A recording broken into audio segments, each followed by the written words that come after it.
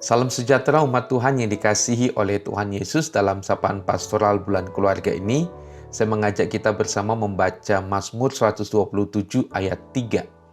Sesungguhnya anak-anak lelaki adalah milik pusaka daripada Tuhan, dan buah kandungan adalah suatu upah.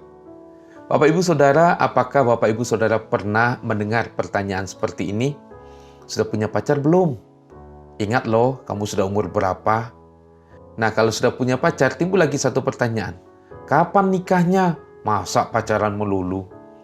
Nah, kalau sudah menikah, timbul lagi pertanyaan yang diajukan oleh orang-orang. Sudah isi belum? Sudah berapa lama menikah? Kok belum isi-isi juga?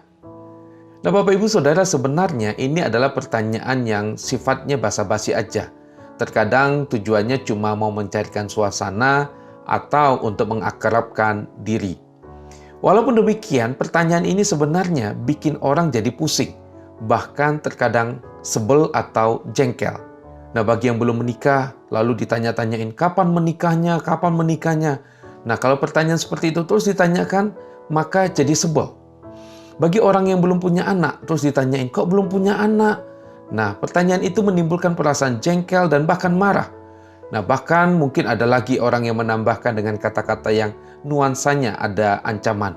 Kalau kamu nggak punya anak, nanti suamimu bisa pindah loh ke wanita lain. Nah, kalau punya anak, itu nanti bisa ngikat suami loh. Suami nanti bisa betah di rumah. Nah, Bapak Ibu Saudara, ayat yang tadi kita baca, yaitu di dalam Mazmur 127, kita diingatkan bahwa anak adalah pemberian Allah, dikaruniakan oleh Allah bagi keluarga-keluarga. Nah, karena itu kehadiran anak dalam sebuah keluarga adalah kehendak dan rencana Allah, bukan karena kemauan atau kehendak dari orang tua. Dengan kata lain, ada pasangan-pasangan yang diberikan anak, tetapi ada juga yang tidak dikaruniai anak. Nah, Bapak Ibu Saudara, ada dua kesalahan umum yang bisa dilakukan oleh manusia tentang anak. Misalnya yang pertama, kalau tidak mempunyai anak, maka pernikahan dirasa belum utuh. Nah, pandangan ini membawa kita kepada pemikiran bahwa memiliki anak itu menjadi sebuah keharusan.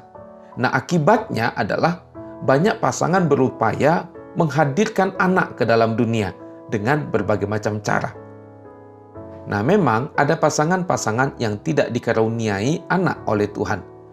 Bila pandangan kalau belum punya anak maka keluarga itu dirasa belum utuh, pandangan ini dipegang, maka ini bisa menimbulkan ketegangan di dalam pernikahan. Suami istri bisa saling menyalahkan satu dengan yang lainnya. Kesalahan yang kedua adalah kehadiran anak dianggap bisa menjadi penyelamat bagi status orang tua. Nah, ada beberapa pasangan yang berharap anak mereka bisa menjadi penyelamat mereka dari rentetan pertanyaan dan tudingan atau status sosial di tengah komunitas mereka. Terkadang ada banyak orang yang nyinyir sehingga bila ada anak, maka nyinyiran itu akan berhenti. Nah, Bapak Ibu Saudara, saya mengajak kita semua untuk melihat kehadiran anak dari perspektif Tuhan. Anak adalah milik Allah yang dipercayakan kepada orang tua. Anak-anak bukanlah beban yang merampas sukacita orang tua, tetapi mereka adalah harta yang berharga yang Tuhan percayakan kepada kita, orang tua. Karena itu dengan hikmat, kekuatan dan penyertaan dari Tuhan, maka anak-anak yang Tuhan percayakan akan menjadi alat yang indah di tangan Tuhan melalui kita, orang tuanya. Kiranya Tuhan Yesus memberkati kita semua.